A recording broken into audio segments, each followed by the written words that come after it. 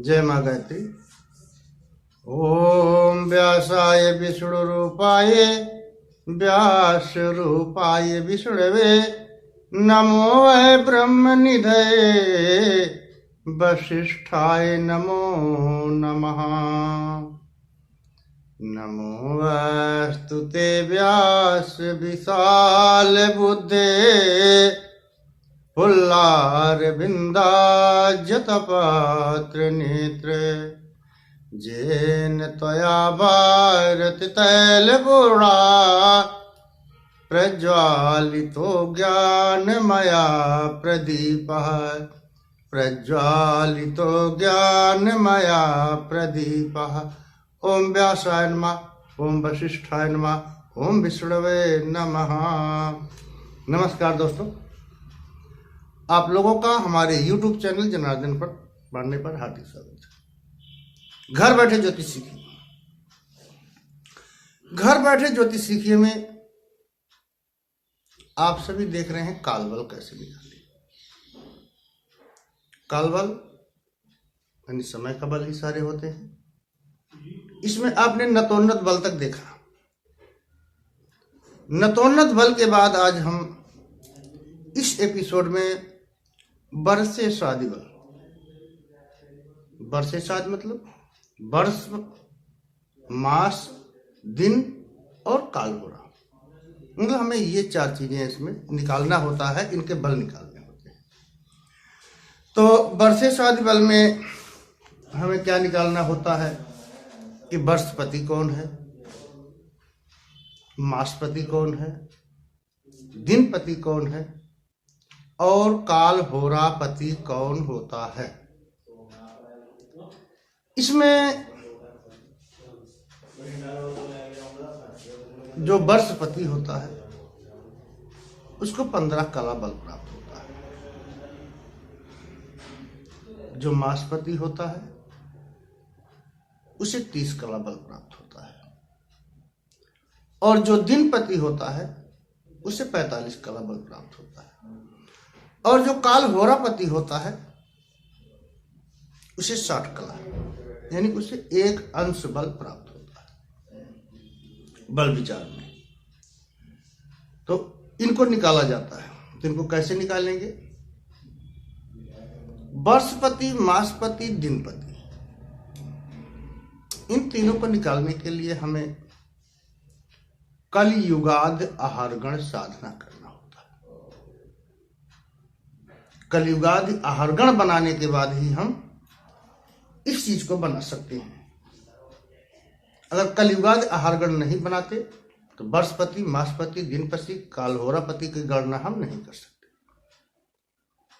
तो वर्षपति, मासपति, दिनपति, इनको निकालने से पहले हमको आहारगण निकालना होता है। तो अब आहारगण कैसे निकाले? आहारगण निकालने का एक नियम है, एक सूत्र है, फॉर्मूला है। इसमें आपके पंचांग में शक लिखा हुआ होता है। पंचांग में से आपको शक लेना होता है। उसी शक को में 3179 प्लस करना होता है, यानी उसको उसमें जोड़ देना होता है। इसको जोड़ देने पर वह आपका कलिगत वर्ष होता है। इसी कलिगत वर्ष को 12 से गुणा करना होता है। कलिगत वर्ष को 12 से आप गुणा करेंगे। उसके गुणनफल में, संख्या में, यहां पर आपको 12 यानी मास, महीना निकाला जा रहा है। तो यहां गत मास, बच्चे का जो जन्म होता है, जन्म जिस महीने में हुआ है उससे पीछे वाले महीने गत मास, उसमें जोड़ना होता है। अब गत मास की जो गणना की जाएगी, यह गणना चैत्र शुक्ल से की जाएगी। वो जो आपका गत मास होगा, जोड़ने पर जो योग फल प्राप्त होगा, उस योग फल को 3 स्थानों में स्थापित करना होता है, यानी उसको 3 जगह लिखना होता है। और पहले स्थान में 70 का भाग देना चाहिए। 70 का भाग देने से जो भागफल प्राप्त होगा वह भागफल दूसरे स्थान की संख्या में जोड़ दिया जाएगा और उस जोड़ को 33 से आपको भाग देना होगा। 33 से भाग देने पर जो लब्धि प्राप्त होगी उस लब्धि को तीसरे स्थान की संख्या में जोड़ देना होगा। तीसरे स्थान की संख्या में जोड़ने पर जो योगफल प्राप्त होगा उस योगफल को अब यहां आपको 30 से गुणा करना होगा। 30 माने तिथि यानी तारीख, यहां आपको 30 से गुणा करना होगा। 30 से गुणा करने पे जो गुणनफल प्राप्त होगा उस गुणनफल में आपको गत तिथि यानी पिछली तिथि, बच्चे का जो जन्म हुआ है जन्म तिथि से पिछली तिथि उसमें आपको इंटर कर देना होगा, जोड़ देना होगा। अब जोड़ने पर जो योगफल प्राप्त होगा इस योगफल को 2 स्थान में रखना होगा।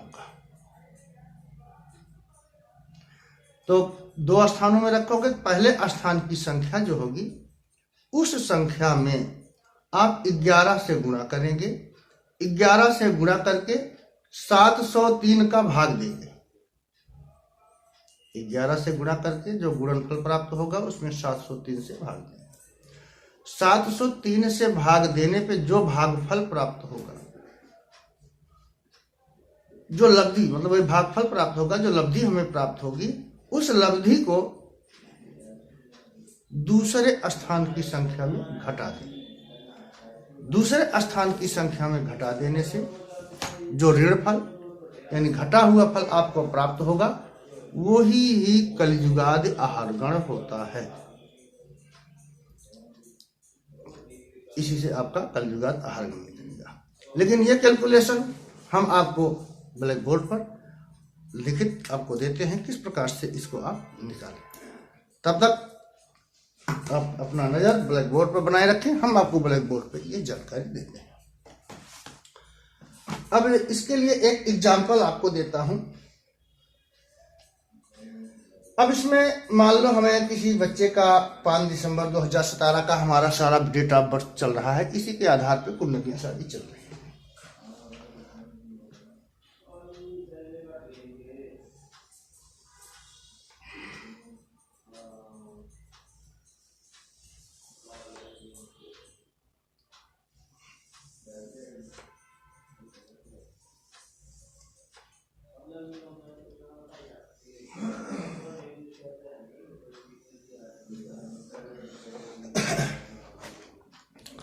अब इसमें क्या होता है, हमें अपना किसी डेट ऑफ बर्थ का ही सारा सिस्टम तैयार होता है। अब यहां डेट ऑफ बर्थ जो हो गया, जन्म तारीख,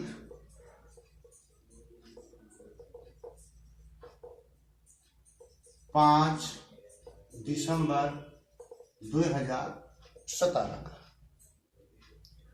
अब 5 दिसंबर 2017 का जन्म हुआ। अब यहाँ पे हमें पंचांग उठाना होता है। पंचांग में हमें देखना होता है 5 दिसंबर 2018 को शक कौन सा होता है। तो यहाँ पर शक पंचांग में देखते हैं हम, तो हमारे पंचांग में शक 1939 होता है। शक 1939 ये हो गया शक। अब इसी शक में हमने 3179 जोड़ देने होते हैं शक में। अब यहाँ मैटर भी हमें चाहिए, शक चाहिए। अब यहाँ पक्ष भी हमको चाहिए, कौन सा पक्ष है, कौन सा महीना है, कौन सी तिथि है, ठीक है। ये सारा भी मैटर आपके पास होना, लिख लेना जरूरी होता है। तो यहाँ पर हमें शक हो गया। शक के बाद यहाँ पर हमको मास कौन सा है, अब यहाँ देख लेते हैं। तो मास होता है हमारा पूष मास हो जाता है। और पक्ष कौन सा होता है, कृष्ण पक्ष हो जाता है।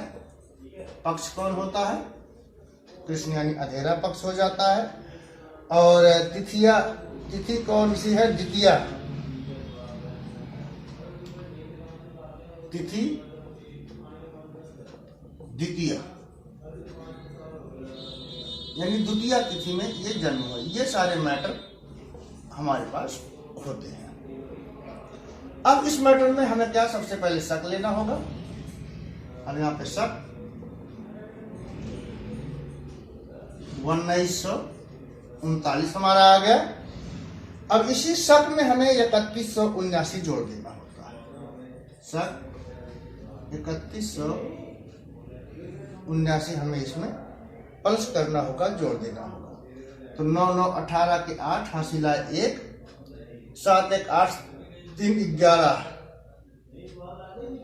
1 हासिला 1, 9 1 10 1 11 के 1 हासिला 1, 3 1 4 1 5 5118 ये हमारा योग हुआ। इसका ये हुआ योग।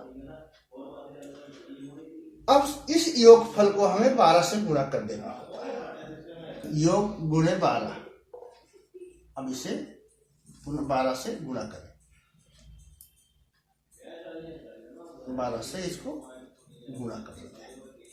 अब जब 12 से इसको हम गुणा करेंगे तो 2 8 16 के 6 हासिला 1, 2 1 के 2 1 3, 2 1 के 2 2 5 10, 1 8 8, 1 1 के 1 1 1 के 1 1 5 5 यानी 6 8 3 11 के 1 हासिला 1, 2 1 3 1 4 1 6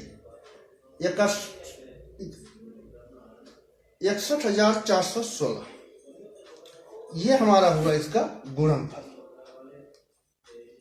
ये हो गया गुणनफल। ठीक है। इसी ही गुणनफल में हमें क्या करना होता है? 12 से गुणा हुआ। इसलिए गत मास माने पूष में जन्म हुआ है, इसलिए मार्गशीर्ष मास। अब यहाँ गत मास तक गिनते हैं हम। चैत बैसाख जेठ आषाढ़ सावन भादो वार कार्तिक अगहन, 9 मास। यानी यहाँ गत मास अगर पूष से 1 महीना पीछे जोड़ते हैं तो गत मास कितना हो जाएगा हमारा? गत मास 9।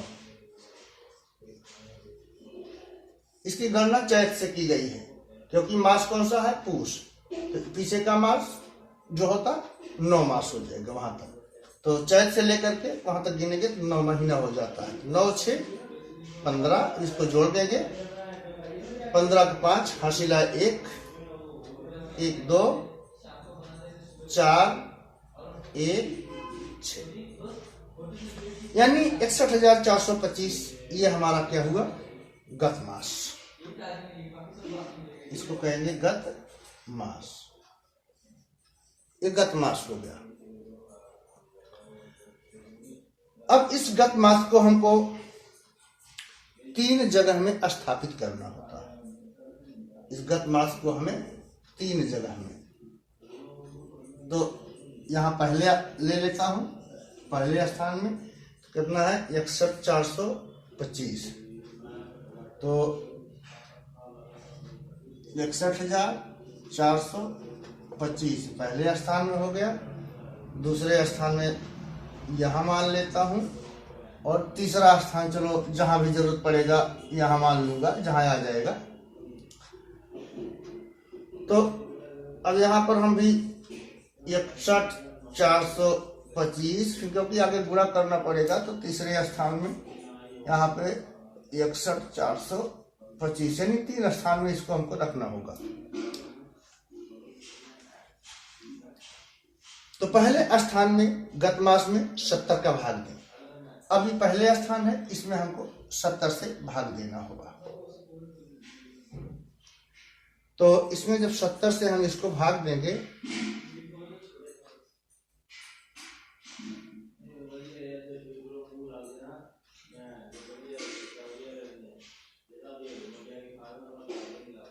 छह सौ 14 में 7 8 56 560 तो हो जाएगा 4 और 11 में से 6 गए 5 54 और 2 नीचे आ गया, 2 हो गया। तो अब फिर 7 का 8 बार नहीं जाएगा, 8 बार ज़्यादा हो जाएगा। 7 और 56, 560 ज़्यादा हो गया। तो 7 सता 49, 7 बार जाएगा। 7 सता 49 यानी 490। अब इसमें से 490 घटाते हैं तो हम यहाँ 2, 14, 14 में से 9 गया 5, 52,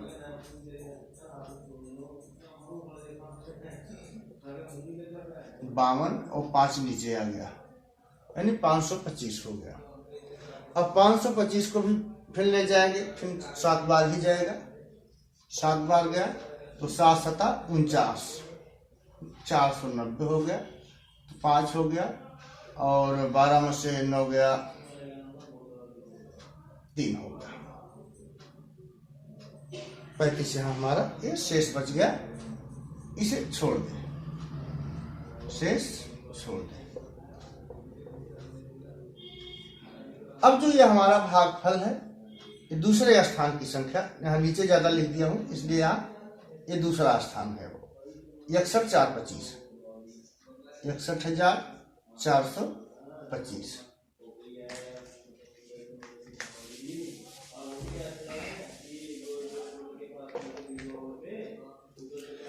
अब 61,425 में 887 हमें जोड़ देना होगा, दूसरे स्थान में जोड़ देंगे। तो 877, 877 इसे जोड़े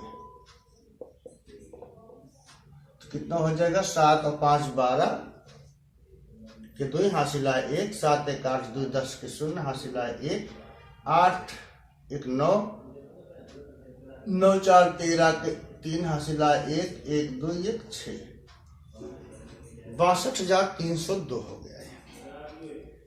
अब इस योगफल में हमें क्या करना है? यहाँ 33 से भाग देना होता है। अब इसे पुनः 33 से भाग दें। अब इसे 33 से हम भाग देते हैं। जब 33 से भाग देते हैं तो 33 से भाग देने पर इसे हमें 62, 33 66 ज्यादा हो जाएगा, इसलिए एक बार, इसलिए 33। 12 में से जब हम 3 घटा देंगे तो 9, 5 हो जाएगा। 5 में से 3 गया 2 हो गया 29 और फिर ये 3 नीचे आ गया। तो दोबारा ले जाता हूं, दोबारा ये जाएगा 8 बार। 8 3 24 के 4 हासिल आए 2, 8 3 24 2 26। तो 13 में से 4 गया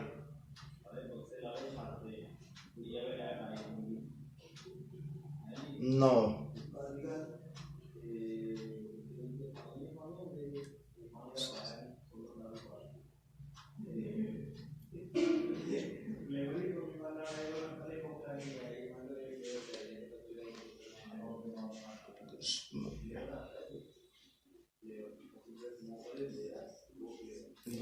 0 नीचे आ गया 9 हो गया, ठीक है।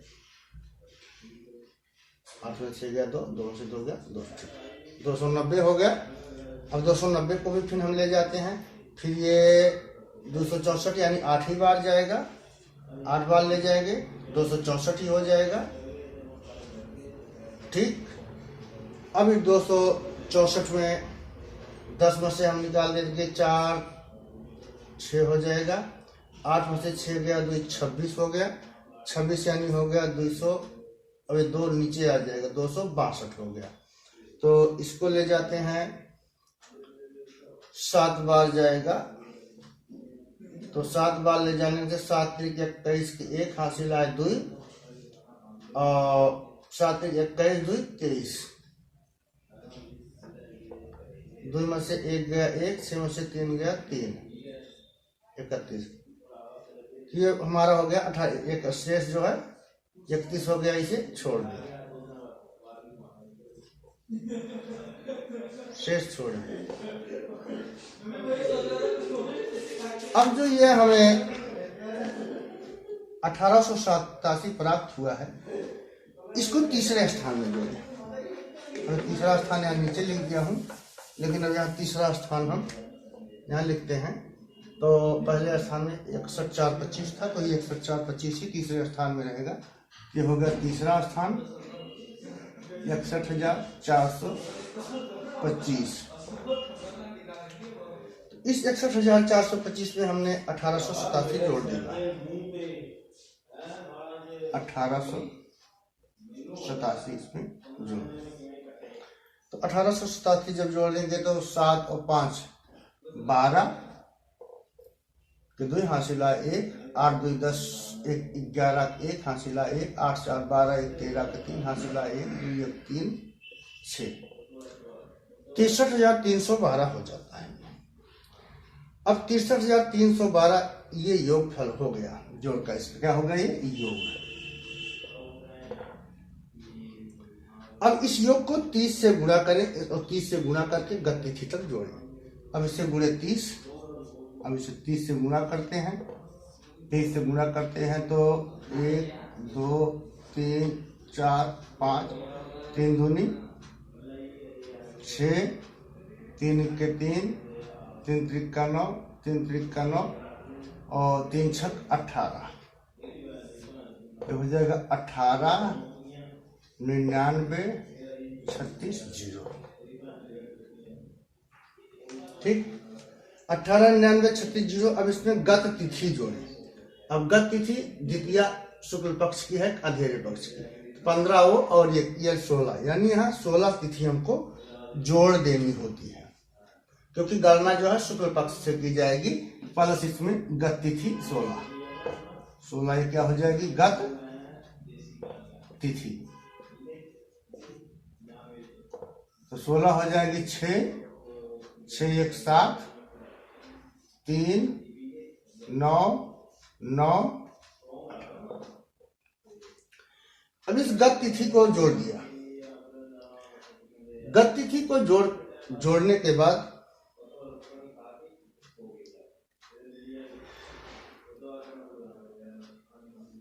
सोलह होती है, ठीक है, 15 1 16, ठीक है, गत तिथि हो गई हमारी, गत तिथि जोड़ दिया, ठीक है, ओके। अब इस योगफल को, अब ये जो जोड़ दिया, अब ये योग हो गया योगफल। अब इस योगफल को हमें 2 स्थान में रखना होता है, इसको 2 स्थान में। तो पहला स्थान हो जाएगा ये, तो 18,099 37 6, ये पहले स्थान हो गया। तो पहले स्थान में 11 से गुणा कर 703 से भाग दें, इसे 11 से गुणा करें, गुणे 11 से जब गुणा करते हैं हम तो यही संख्याएं 2 बार आ जाएंगी। 18 99 37 6, तो फिर 1 छक्के 6, 1 सत्ते 7, 1 तिहाई 3, 1 नवाई 9, 1 नवाई 9, 1 अट्ठे 8, 1 गन्ने 1, ये हो गया। अब इसको 6 दूनी 12 1 13 3 हासिला 1, 7 1 8 9 10 11 1 हासिला 1, 9 1 10 3 13 3 हासिला 1, 9 9 18 1 19 9 हासिला 1, 9 1 10 8 18 8 हासिला 1, 8 1 9 1 10 0 हासिला 1 1 2। ये हो गया हमारा 11 से गुणा करने पर। अब इसको 11 से गुणा किया, अब इसको 703 से भाग दें, इसको 703 से हमें भाग देना होगा। अब इसको 703 से भाग देने के लिए अब इसको 2 बार जाएगा, पहले तो 2 बार जाएगा, तो 2 तिहाई 6, 214, 146 हो जाएगी।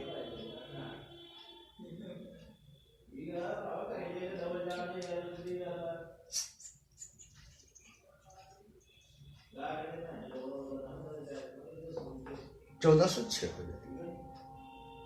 7 दूनी 14, 3 दूनी 6, 1406, 1406 हो जाएगा, ठीक है। इस 1406 को अब यहाँ पे हमें घटाने हैं। 9 में से 6 गए 3 और 8 ही हो जाएगा, 10 में से 4 निकाल देंगे 6, मतलब ये हो गया 683 और 3 नीचे आ जाएगा। ठीक है, दोबारा ये हमारा 9 बार जाएगा, तो दोबारा 9 बार जाएगा। 9 त्रिक 27 और 963 ये हो गया।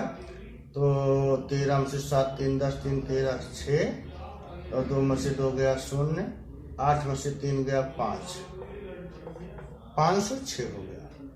अब 506 होगा, एक नीचे आ गया। अब ये दोबारा 7 बार जाएगा। 7 त्रिक 21, 7 दूनी 14,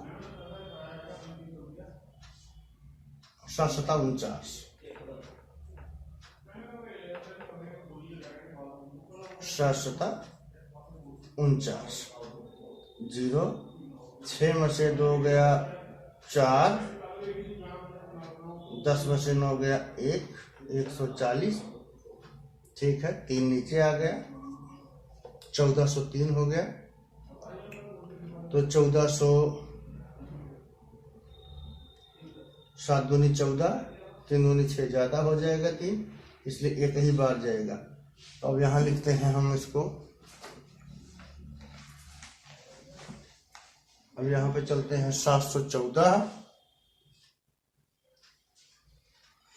1403, ये हो जाएगा 1403 को हमको जो है 703 से भाग देना है। 7, तो एक ही बार जाएगा, यहाँ एक यहाँ डाल देता हूँ, एक यहाँ डाल दूंगा, तो ये 703 हो जाएगा। तो 703 में से घट जाएगा 1400, 300, 700 बच जाएगा ये। और ये 6 यहाँ का जो है, ये 6 ऊपर चला जाएगा, 7006 हो गया। अब इसको फिर ये 9 बार ले जाएंगे हम। तो 9 त्रिक 27,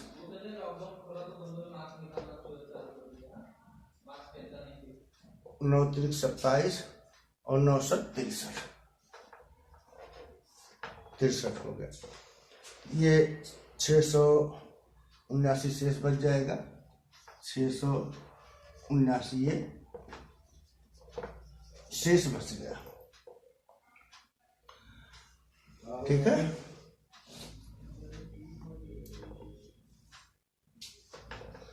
अब ये जो इसका कितना आया, 29,719 में को जो है हमने ये 18,000 इकाई दहाई सैकड़ा हजार 10,000 लाख 18,99,376 में से ये हमें घटाना होता है। तो अब पाला ये दूसरे स्थान का 1899, तो यहाँ हो जाएगा 1899 376 ये हो गया। इसमें हमारा 29,719 इसमें से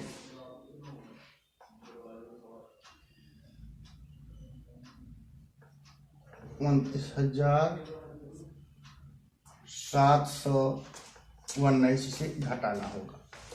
तो इसको जब घटाएंगे तो 16 में से 9 गए, 9 1 10, 6 16 7 और ये हो गया 6, 6 में से 1 गया 5 और ये हो गया 3, 3 में से 7 नहीं जाएगा 13 हो गया। 7 3 10 3 13 6 हो गया, 8 हो जाएगा। तो 8 में से 9 नहीं जाएगा, तो एक यहाँ ले 18, 18 में से 9 गया 9 हो जाएगा। ये हो गया 8, 8 में से 2 गया 6 और ये हो जाएगा 18। अब ये हो गया 18,69,657। ये जो हमारा घटा हुआ फल आया ये हुआ कलियुगादि आहारगण। ये हुआ हमारा कलि युगादि आहारगण। आहारगण, अब ये आहारगण हमारा हो गया 18,69,657।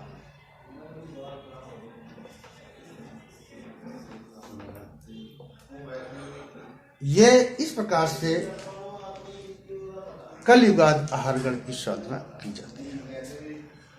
अब इसी कलियुगाद आहारगण के आधार पर ही हमें आगे वर्षपति, मासपति, कालहोरापति इनकी गणनाएं की जाएंगी। तब तक आप देखते रहिए हमारा YouTube channel journal Pandey. Thank you.